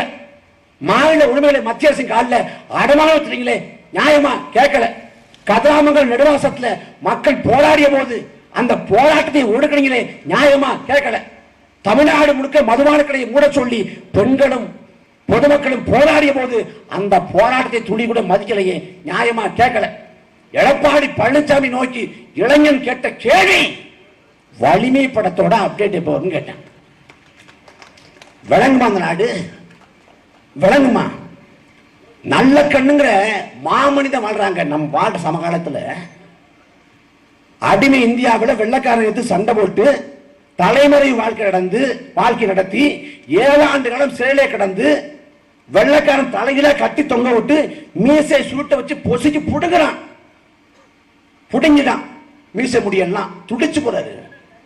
அப்போ முடிவெடுக்கிறாரு, எல்லோருக்கும் எல்லாம் நிலை எப்போது கிடைக்கிறதோ அன்றைக்கு தான் மீசை வைப்பாரு. ஐயா நல்ல கண்ணு இன்னைக்கு வரைக்கும் மீசை வைக்கல. அந்த நல்ல கண்ணு சுதந்திர இந்தியாவில் போராடி கொண்டிருக்காரு. மனக்கொள்ளைக்காக நதிநீர் உரிமைகளுக்காக போராடுறாரு. அவர் நாட்டு விடுதலைக்காக பாடுபட்ட சுதந்திர போட்ட தியாகி. அவள் பேரனுக்கு அவரோட பேத்திக்கு காது குத்துறப்ப தங்க நகை இல்லாம அவர் பித்தளையில காது குத்துறாரு. 1 கோடி ரூபாய் பணத்தை தூக்கி திரட்டி அவர்கிட்ட கொடுத்தப்ப, இவ்வளவு வருஷம் கஷ்டப்பட்டீங்களே இந்தாங்க வச்சுங்கன்னு 80வது பிறந்த நாள் ஐயா நல்ல கண்டு 1 கோடி ரூபாய் பணத்தை கொடுத்தப்ப, இந்த பணத்தை நான் வச்சு என்ன பண்ண போறேன், இதை மக்கள் சபைக்கு பயன்படுத்த எடுத்து கொடுத்தாரு. அந்த நல்ல கண்ணு ஐயாவுக்கு வீடு இல்லைன்னு சொல்லுது அதிமுக ஆட்சியில. வீட்டை விட்டு வெளியேற சொல்றாங்க. நான் வெளியேறிக்கிற ஒரு பிரச்சனையும் இல்லை, கக்கன் ஐயாவோட குடும்பத்தார் வாழ்றாங்க, அவங்களை கவனிங்க என்ன விடுங்கன்னு சொல்லிட்டு அவர் பாட்டு வளர்ந்தார். அந்த நல்ல கண்ணி வீதிக்கு வராரா, உனக்கு நல்ல கண்ணா யாரும் தெரியாது. நயன்தான் அவர்தான் நாக்க தொங்க மாட்டு நிற்ப. வழங்குமா அந்த சமூகம்? உனக்கு கோபம் வரணும். உன் கண்முனே நடக்கக்கூடிய அநியாயம் அக்கிரமோ கொடுமையை கண்டு கோபம் வரணும். கோபம் கொண்டு நாம் எழணும். வாக்கு குறித்தான புரிதல் வரணும். மக்கள் ஆட்சியில் ஜனநாயகத்தில் நாட்டின் எல்லா அதிகாரங்களையும் சுட்டு விரல வச்சக்கூடிய நரேந்திர மோடிக்கு ஒரு வாக்குதான் நாட்டில் எதுவுமே இல்லாமல் இருக்கக்கூடிய அனாதையா இருக்கக்கூடிய சாதாரண ஏழை மாநிலம் ஒரு வாக்குதான். வாக்குதான் நமக்கான வலிமை. இந்த வாக்கின் விளைவாகத்தான் இவ்வளவு அதிகாரத்தை பெற்றிருக்கிறாங்க. முதல் தேர்தலில் எல்லாருக்கும் வாக்குரிமை இல்லை. அன்னைக்கு பெண்களுக்கே வாக்குரிமை இல்லை. ஆண்களை பொறுத்த வரைக்கும் யாரு பட்டதாரியோ, எவன் பணக்காரனோ, எவன் செல்வந்தனோ, எவன் நிலக்கிழாரோ அவனுக்கு மட்டும்தான் வாக்குரிமைகள் நிலை இருந்துச்சு. அப்புறம் ஜனநாயக போராட்டம் நடத்தி எல்லோருக்கும் வாக்குரிமைகள் நிலை உருவாக்கப்பட்டுச்சு. அன்னைக்கு அண்ணல் அம்பேத்கர் எல்லாம் பண்றாங்க நேர்காலம். அந்த நேர்காலத்தில் வாக்குரிமை எல்லாருக்கும் கொடுக்கப்படுற காலத்துல ஒரு வெள்ளைக்காரன் சொல்றான், அப்படிலாம் வாக்குரிமை எல்லாருக்கும் கொடுத்துறாத, இந்த மக்களுக்கு வாக்கின் மதிப்பு தெரியாதுங்க. அவன் சொல்லி ஏறக்குறைய 100 ஆண்டாக போகுது, இன்றைக்கு வரை வாக்கின் மதிப்பு தெரியல உனக்கு. 2021 நாமக்கல் ராசிபுரத்துல தேர்தல் நாளன்னைக்கு மக்கள் போராடுறான். வாக்குறுதி அன்னைக்கு என்ன போராடுறான்? வாக்குறுதி அன்னைக்கு பக்கத்து அதிமுக காசு கொடுத்துச்சு, எங்க தெருவு காசு வரல, காசை வாங்கி கொடுங்க அப்புறம் ஓட்டு போடுங்க. ஆர்கே நகர்ல தாய்மகள்ல என்ன சொல்றாங்க, டிடிவி தினகரன் டோக்கன் கொடுத்தாரு, காசை கொடுக்கல, எப்படியாவது காசை வாங்கி கொடுங்க கேட்கிறாங்க. அப்ப இந்த அமைப்பு எங்க போய் கொண்டிருக்கு? காசு கொடுத்து வாக்களை பெற முடியும் என்கிற நிலை உருவாகிவிட்டால் இந்த நாட்டில் நல்லாட்சி எந்த காலத்தையும் மலராது. எத்தனை பேரை சுட்டு கொண்டாலும் சரி, எவ்வளவு பேரை என்ன பாடுபடுத்தாலும் சரி, காசை கொடுத்து மக்களின் வாக்களை பறித்து விடலாம் என்கிற எண்ணம் பொன்முடிக்கும் ஸ்டாலினுக்கும் எடப்பாடிக்கும் வந்துவிட்டால் ஒரு காலத்தில் நல்லது செய்ய மாட்டாங்க. நாம நல்லது பண்ணலாம் மக்கள் தோக்கடிச்சுவான், ஓட்டு போட மாட்டாங்கிற குறைந்தபட்ச பயம் கூட இல்லாத போனால் எந்த காலத்தையும் மக்களுக்கான ஆட்சி இருக்காது. நாம பிறந்துட்டோம், வளர்ந்துட்டோம், செத்து போவோம். ஆனா நமக்கு பிறகாக ஒரு தலைமுறை வாழணும். வாழ்வதை கேட்ட இடமா இருக்கா? தமிழ்நாடு முழுக்க சூறையாடப்பட்டு கொண்டு கிடது. அன்பான சொந்தங்களே, 2000 ஆண்டுகள் தமிழ் சமூகம், 2000 ஆண்டு காலத்தில் பின்னோக்கி பாருங்க. எண்ணற்ற மன்னர்கள் வந்தார்கள், அரசர்கள் படையெடுப்பை நிகழ்த்தினார்கள், போர் புரிந்தார்கள், சண்டையிட்டார்கள். வாதாபி எரிக்கப்பட்டது, திருச்சி உறையூர் எரிக்கப்பட்டது, மதுரை எரிக்கப்பட்டது, புத்தமலைகள் நொறுக்கப்பட்டது, தேவாலயம் எரிக்கப்பட்டது, கோயில் உடைக்கப்பட்டது. ஆனால் இந்த 2000 ஆண்டு காலத்தில் எந்த ஒரு மன்னனும் இயற்கை வளத்தின் மீது கை வைக்கல, ஆற்றை அபகரிக்கல, ஏரி குளத்தை தனக்கு மட்டுமாக அவன் சொந்தம் கொண்டாடல, மலையை தகர்த்து கனிம வளங்களாக ஏத்தல, இயற்கை வளங்களை அப்படியே வச்சிருந்தான். 2000 ஆண்டா மன்னராட்சி காலத்தில் கூட பாதிப்புக்குள்ளாகாத இயற்கை வளங்கள் மக்களாட்சி காலத்தில் சூறையாடப்பட்டு விட்டது. காவிரி, தென்பெண்ணை, பாலாறு, தமிழ் கண்டதோர் வையை போன நதி என மேவியாறு பால ஓட திருமணி செலுத்த தமிழ்நாடுங்கிறான். காவிரி, தென்மண்ணை, பாலாறு, வையை, புறணை தமிழ்நாட்டை 32 ஆறுகள் குறுக்கும் நெடுக்குமாக ஓடி தமிழ்நாட்டை வளம் கொடிக்க செஞ்சது. சோழ மன்னன் காவிரியை கொண்டாடுறான், வான் பொய்ப்பினும் தான் பொய்யா காவிரிங்கிறான். அந்த வானமே பொய்த்து போனால் கூட எங்கள் காவிரி தாய் பொய்க்க மாட்டால், நீர் தருவாள் சோறு தருவான்ங்கிறான். அந்த பக்கம் பாண்டிய மன்னன் அவன் வைகையை கொண்டாடுறான், பொய்யா குலக்கொடி, வைகை எங்கள் பொய்யா குலக்கொடிங்கிறான். அன்னைக்கு சேசிப்பு இல்ல, மன்னராட்சி காலத்துல சேசிப்பு இல்ல, கிட்டாச்சு இல்ல, டிராக்டர் இல்ல, பொக்கலின் இல்ல, எந்த கனரக எந்திரங்களும் வாகனங்களும் இல்லை. இருந்தது மண்வெட்டின் கடப்பாறையும் தான். மண்வெட்டின் கடப்பாறை கொண்டு ஏரிகளை வெட்டினா, குளங்களை வெட்டினா, ஏரிகளை சங்கிலி தொடர்பு நினைச்சான், மக்களின் நீர் தேவைக்கு கொடுத்தான், பாசனத்துக்கு உதவி பண்ணா, விளைவாக விவசாயம் செய்ய முடிஞ்சு, மக்கள் நீர் பற்றாக்குறை இல்லாம இருந்தாங்க. அன்னைக்கு பாடுறான், ஆற்று பெருக்கட்டும் அடி சுடும், அந்நாளும் ஊற்று பெருக்கால உலகொட்டுங்கிறான். ஆத்துல பெருக்கு இருக்காதரா, ஆனா கொஞ்சோண்டு தோணும்னா ஊற்று பெருக்கெடுத்து ஓடுங்கிறான். இன்னைக்கு இருக்கா? இன்னைக்கு ஊற்று பெருக்கெடுத்து ஓடல, லாரிகள் ஓடுது. அருகாமல கேரளா இருக்குங்க, கேரளா என்ன சொல்றான், கடவுளின் தேசம்ங்கிறான், கடவுளின் தேசம்ங்கிறான். கேரளாவில் 40க்கும் மேற்பட்ட ஆற்று படுகை இருக்கு. அந்த ஆற்று படுகளை மண்ணல்ல முடியுமா? மணல் கொள்ளை செய்ய முடியுமா? செய்ய முடியாது. கேரளாவில் உம்மன் சாண்டி ஆண்டாலும் சரி, அச்சுதானந்த ஆண்டாலும் சரி, காங்கிரஸ் ஆண்டாலும் சரி, பாஜக ஆண்டாலும் சரி, கம்யூனிஸ்ட் ஆண்டாலும் சரி, கேரளாவில் மண்ணை கொள்ளையடிக்க முடியாது. ஏன்னா அவன் மண் வளத்தை நேசிக்கிறான். நம்ம ஊர்ல சீமை கருவேல மரம் பார்க்கிறோம். இந்த சீமை கருவேல மரம் இல்லாத எந்த கிராமமும் இல்லை, சென்னை உட்பட எல்லா இடத்தையும் இருக்கு. இந்த சீமை கருவேல மரத்தோட குணங்கிறது நிலத்தடி நீர் மரத்தை உறிஞ்சும், அத்தோடு நிக்காம காத்துல இருக்கக்கூடிய ஈரப்பதத்தை உறிஞ்சும், அப்புறம் மனித தோல்ல இருக்கக்கூடிய ஈரப்பதத்தை உறிஞ்சும். ராமநாதபுரத்துல பரமக்குடி கலவரத்துக்கு பிறகு அங்க ஆய்வு செய்யறாங்க, ஏன் இந்த மக்கள் இவ்வளவு விரக்தியா கோபமா இருக்காங்கிறப்ப, இந்த சீமை கருவேல மரம் கூட ஒரு காரணம், அது மனித தோல்ல இருக்கக்கூடிய ஈரப்பதத்தை உறிஞ்சு ஒரு விரக்தி தன்மையும் ஒரு வெறுப்புணர்வையும் உருவாக்குதுன்னு ஆய்வு வைக்க சொல்லுது. அந்த சீமை கருவேல மரம் தமிழ்நாடு முழுக்க இருக்கு. அதை எந்த ஆட்சி வந்தாலும் அகற்றது இல்லை, அது மண் வளத்துக்கு எதிரானது. ஆனா கேரளாவில் ஒரே ஒரு சீமை கருவேல மரத்தை பார்க்க முடியுமா? ஒரே ஒரு சீமை கருவேல மரத்தை இருந்துச்சு.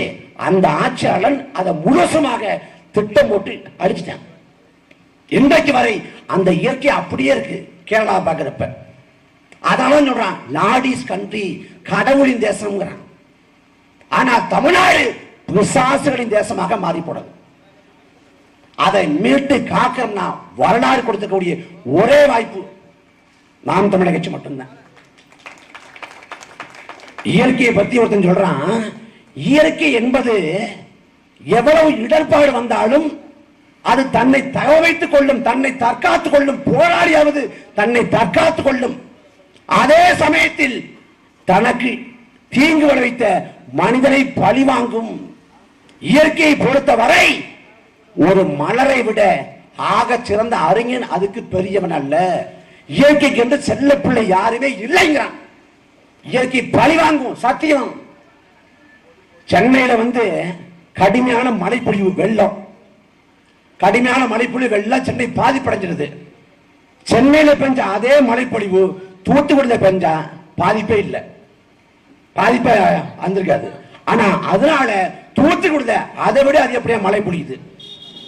தூத்துக்குடியில பெய்யுற மழை அந்த பக்கம் தஞ்சாவூர்ல பெஞ்சா அங்க பாதிப்பு இல்லை, அவ்வளவு மழை பெஞ்சாலும். அப்ப அங்க என்னன்னா கஜா புயல் காலி பண்ணிடுது மரத்தை. அந்த புயல் வந்து நாகப்பட்டினம் பக்கம் வந்தாலும் பாதிப்பு இல்லை, என்ன புரிய மரங்கள் கிடையாது. அப்ப அங்க என்ன வருது, சுனாமி வருது. அப்ப இயற்கைக்கு எவ்வாறு தாக்கணும் தெரியுது. அப்ப இந்த சூழலை புரிந்து கொண்டு, புறச்சூழலை புரிந்து கொண்டு, இந்த சமூக அவலங்களில் இருந்து இந்த மண்ணை மக்களை காப்பதற்கு நாம் தமிழர் கட்சி தான் கடைசியாக மிச்சம் இருக்கிறது. கவியரசர் கண்ணதாசன் சொல்றாரு, காமராசரை பெருந்தலைவர் காமராசரை காலத்தின் கடைசி கவனிக்கிறது.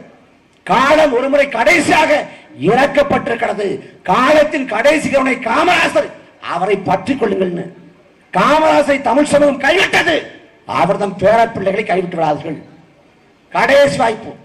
1000 ஆண்டுகளாக அதிகாரமற்று உலகம் முழுக்க அகதியாக கூலியாக தென்னாப்பிரிக்கன் வைரச் சுரங்கங்கள்ல, மலேசிய ரப்பர் தோட்டங்கள்ல, இலங்கை தேயிலை தோட்டங்கள்ல, மொரிஷியஸ் கரும்பு தோட்டங்கள்ல உலகம் முழுக்க அகதியாக கூலியாக இருக்கிற தமிழன் அதிகாரத்தை சுவைப்பதற்கு கடைசியாக வரலாறு கொடுத்திருக்கிற வாய்ப்பு நாம் தமிழர் கட்சி.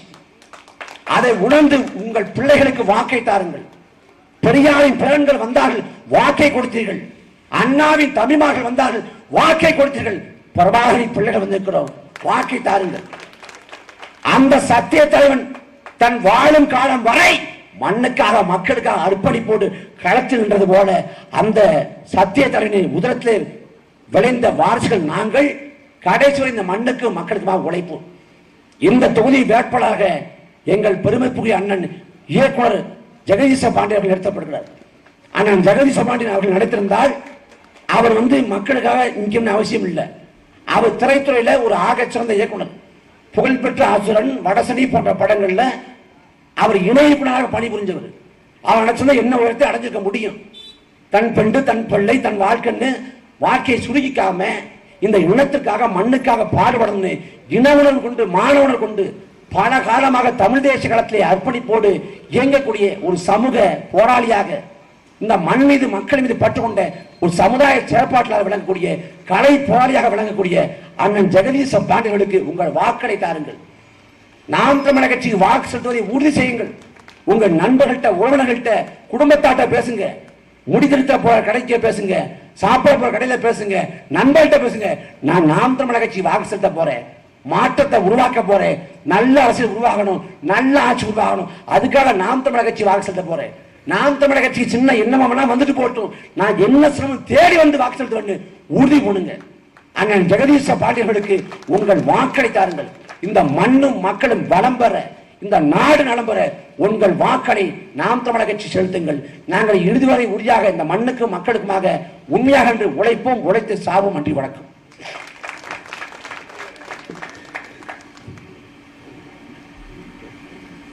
நிறைவாக இந்த தொகுதி வெற்றி வேட்பாளர் அண்ணன் ஜெகதீச பாண்டியன் அவர்கள்.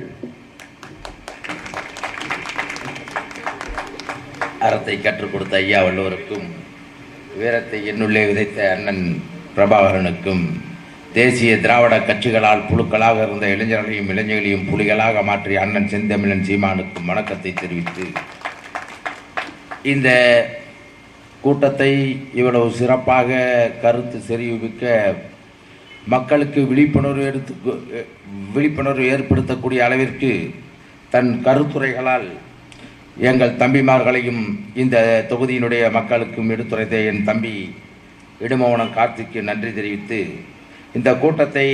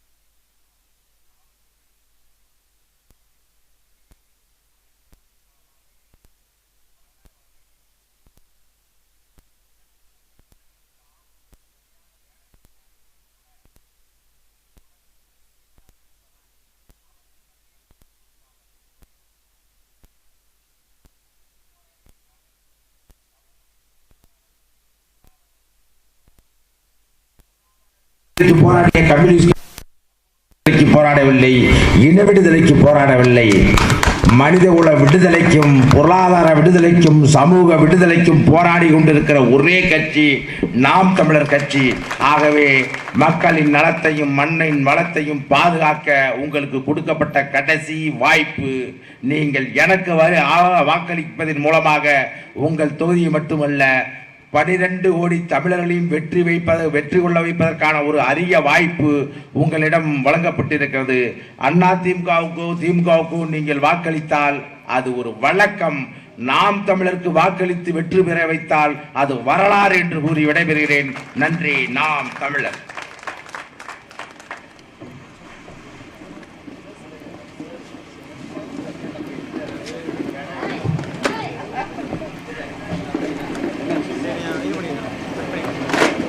உறவுகளுக்கு வணக்கம். சிங்கப்பூரில் வசிக்கின்ற நாம் தமிழர் உறவுகள் தேர்தல் நிதியாக கள்ளக்குறிச்சி பாராளுமன்ற தொகுதியின் வெற்றி வேட்பாளர் ஜெகதீச பாண்டியனுக்கு ரூபாய் 10,000 தேர்தல் நிதியை அளிக்கிறது சிங்கப்பூர் வாழ் தமிழர்கள். நன்றி. நாம் தமிழர்.